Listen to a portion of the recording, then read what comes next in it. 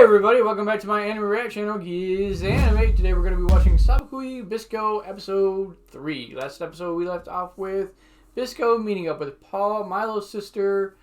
They're confronting each other because, you know, Paul sees him as the government's #1 felon right now and top of the list to get rid of because he's been planting all these mushrooms that the government is telling everybody is making the rust disease and the return of civilized life even harder. So I again still feel like they're making lies up about this, and this is just some form of them trying to keep like the populace under control, and they really would rather it stay like it is now instead of get better again. But we get an introduction to Jabi, Bisco's teacher, who is also been affected by this rust disease, probably worse than Milo's sister, but at the same time, from what I'm seeing, not that much worse. And Bisco goes to find Milo to help make a cure to get rid of the stuff, but Bisco doesn't know that Milo's already been working on a cure for his sister. So these two are duking it out on top of a roof, it looks like. So this episode will probably be the culmination of that fight. Somehow Bisco will get out of this, I'm sure. How that's going to happen, though, is beyond me. Possibly Milo might show up and tell her, you know, leave him alone, and something else could happen to where they get away, albeit, you know, barely. We also get a little bit of insight into Bisco's mentality.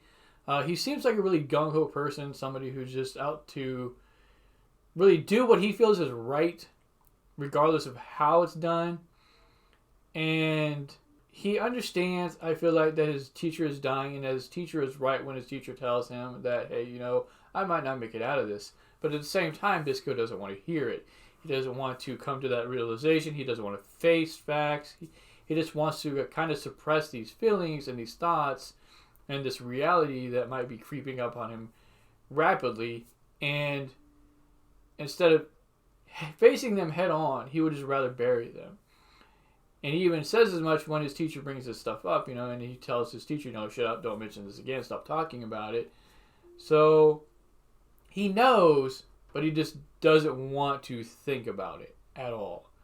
We also get a brief insight into Bisco's strength, which is a little weird. I'm not sure if this is commonplace for the citizens or if this is a side effect of him working with the mushrooms.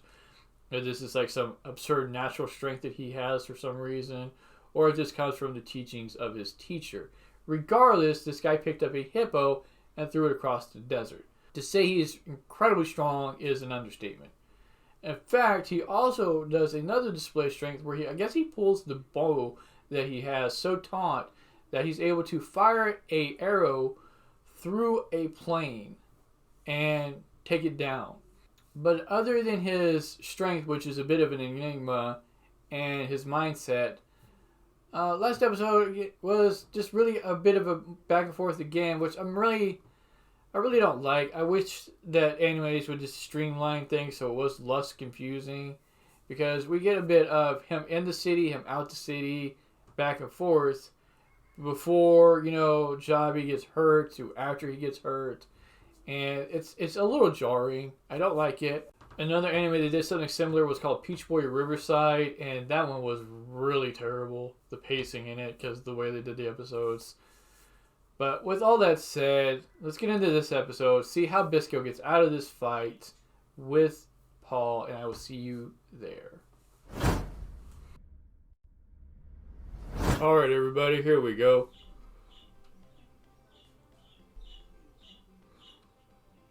Yeah, it is huge. That's what she said. Man, she got out of there with a quickness.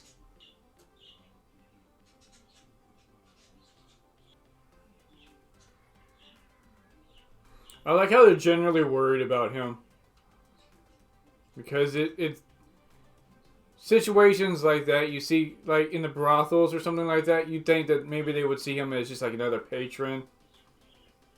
Or someone that they were using, kind of like the governor is. But they actually, I'm pretty sure, like, the elderly lady and, like, the brothel girls genuinely care about him. They were definitely right, though. These mushrooms that our boy Bisco is making are gigantic.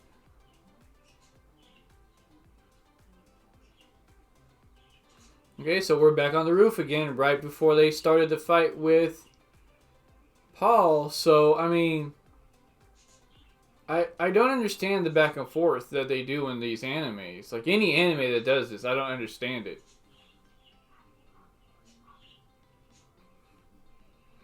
Bisco is definitely about that equality, that's for sure.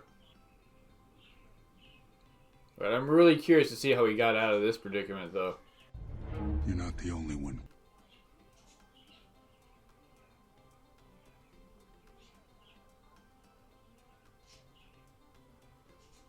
I don't think this old dude really needs the blood, to be honest with you. Like, this guy just seems kind of overpowered in a way. Like, if it wasn't for this rust disease, he'd probably be a problem for, like, the government and stuff. And I get the feeling like he's somehow suppressing the rust disease through some ability that he knows. And just buying more time to be with Bisco to help Bisco get through things. But at the same time, I'm wondering if, like, he's to the point where most people would have died, but he's able to overcome it anyway.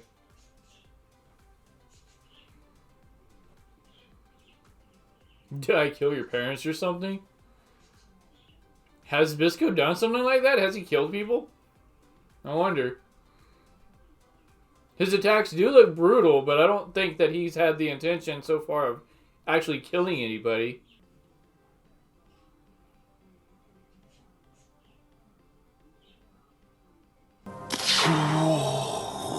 Exactly.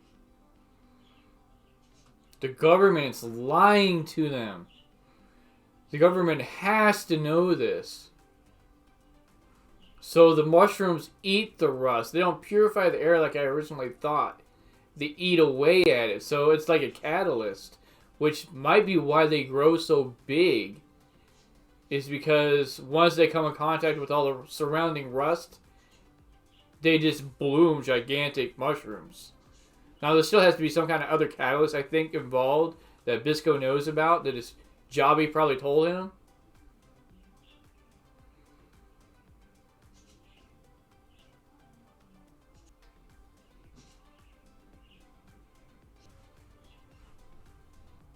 I mean, that's just like anybody in the world. Not everybody has the best of intentions.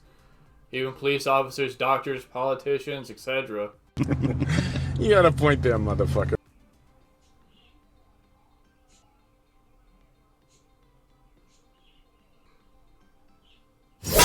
This woman just watched this guy yeet a motorcycle at her and was like, okay.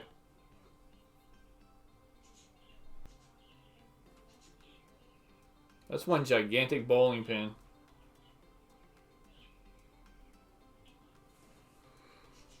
Yeah, she's been filled with all kinds of government nonsense. There's no way the government doesn't know. They've probably been conducting all kinds of tests themselves.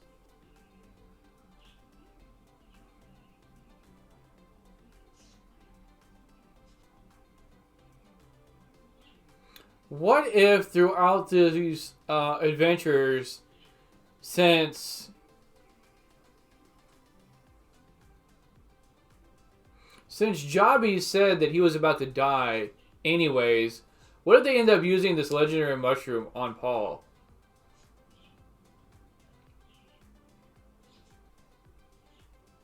Oh, yes. Oh, just a little bit.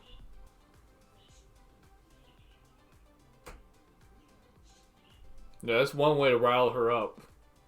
Mention her brother and add Cavalier about it. This thing can travel underground too? Well, obviously, but I wonder, can it travel underground with people on it? Because that would be really cool.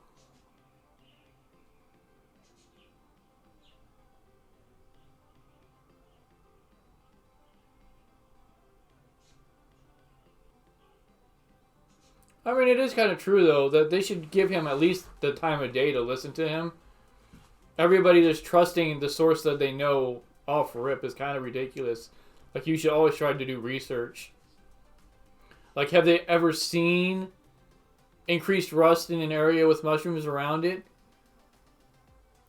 Like, if this huge mushroom stays there by that wall with this guard, and it starts to eat away the rust, what will he do then, you know? I guess the fact that he yeeted a motorcycle at her isn't that wild, since she just, like, smashed this huge bowling pin to cinders. So apparently people here are just really strong. He just knocked her out.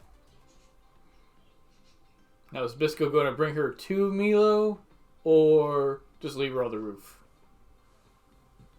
Because she is a bit of a problem. Like, if she wakes up and starts fighting again.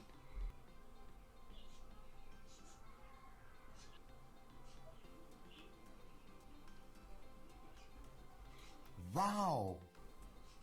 That's pretty interesting to see this guy back up on his feet like that.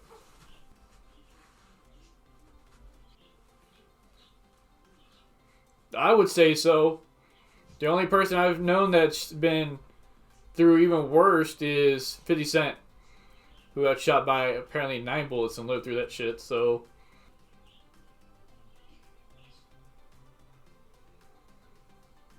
Oh, look at Milo there, all bashful now.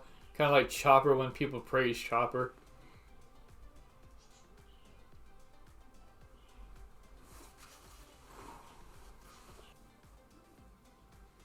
So this guy's going to hold off all the pursuers, even in his condition, after getting shot up like that. That's fucking metal as fuck, dude. There's no way a man who got shit by 6 bullets should be walking right now. What are you even talking about? This guy is really strong. Like, his teacher is pretty cool.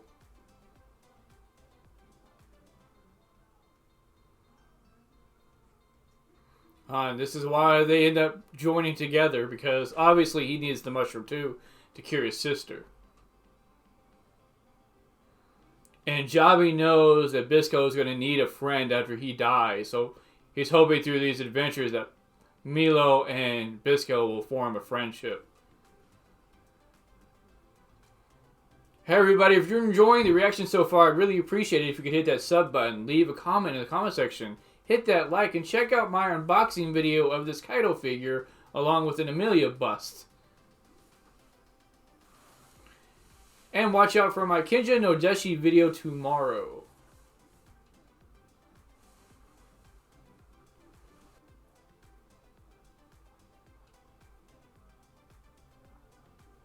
He was about to use formality again. Exactly what Jabi wanted. So I guess Jabi's going to hold them off while they escape. Yeah, I can definitely see Bisco killing people with these mushrooms, though, because those things are pretty powerful. And, like, when he shot down the plane that girl was in, like, he wasn't banking on her living through that.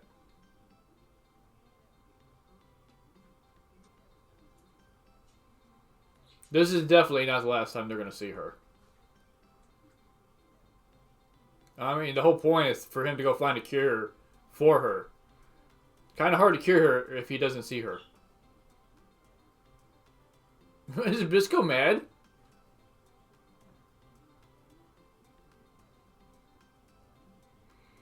It didn't even take that long. Why is he all riled up? Like, that was like 5-10 seconds maybe? Man, there is a lot of watch guards.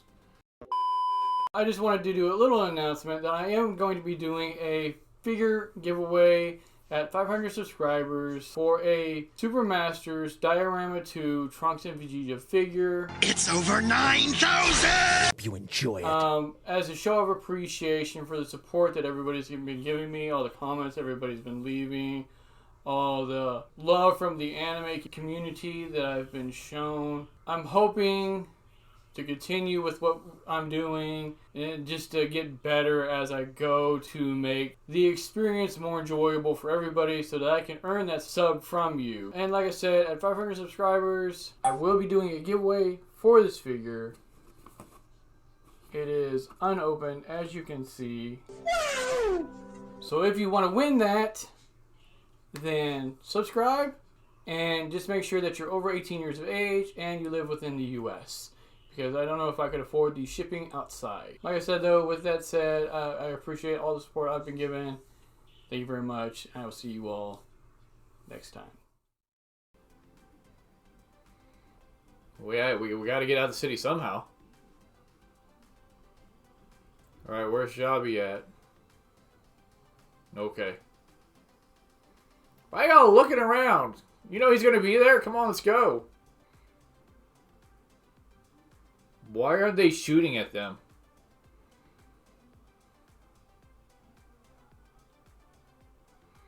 I feel like that little moment right there was a little cliche because they definitely could have shot them if they wanted to.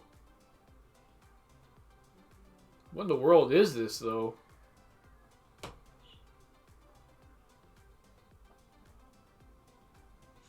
Is this like some kind of guard post?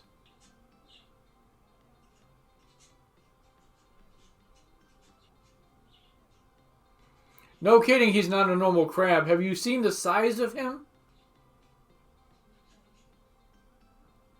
I'm guessing they didn't expect that to happen. Yo, it's like an even bigger crab. Alright, everybody, and that was the episode. So, Bisco managed to one-up Paul and get out of a tight situation because she was pretty strong too. So, I feel like maybe strength is a kind of, I don't know, something you train for in this anime or in this world or something that, you know, certain people have, because I doubt like everybody has this preposterous strength that they have. So maybe it has something to do with the rust, but Bisco doesn't have the rust disease, so I'm not sure if it's just like a gimmick for certain characters or if there's a reason why some of them are so strong. But he's able to hit her with a arrow that puts her to sleep.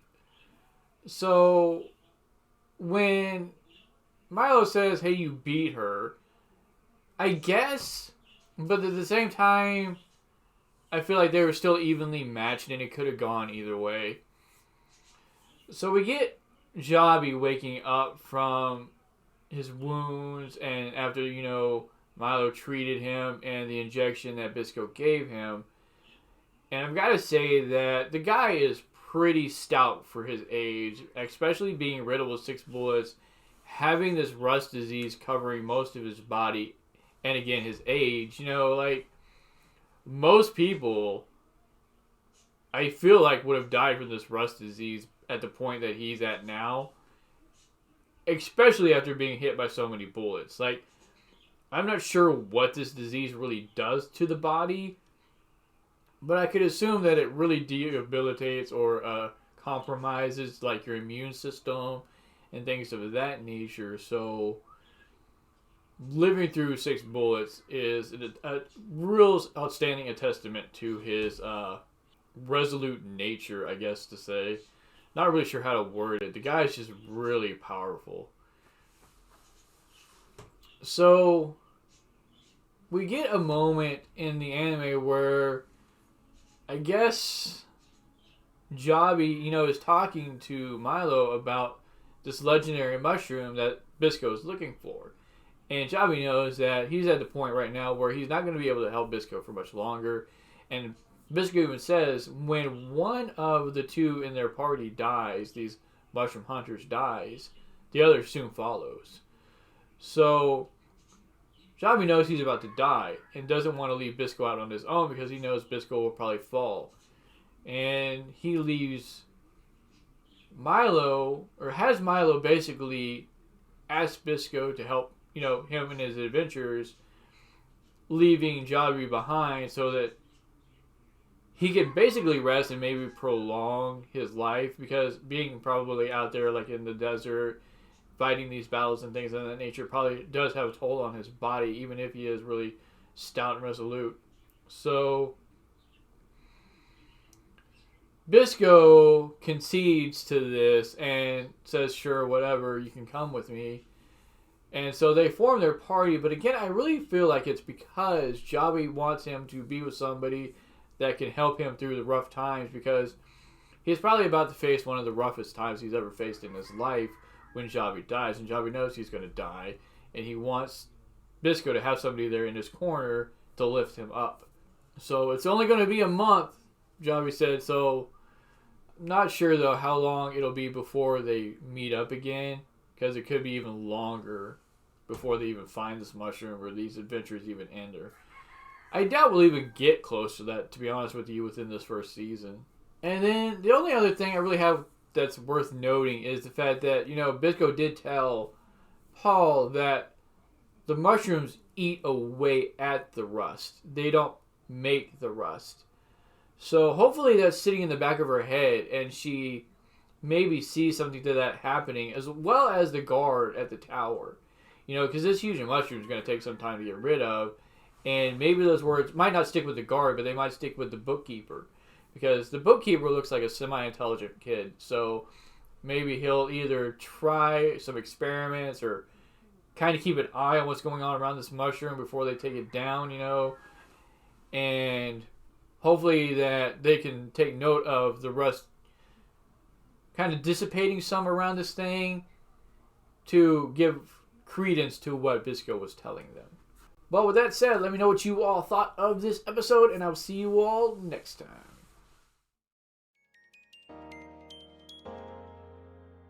Da da da da.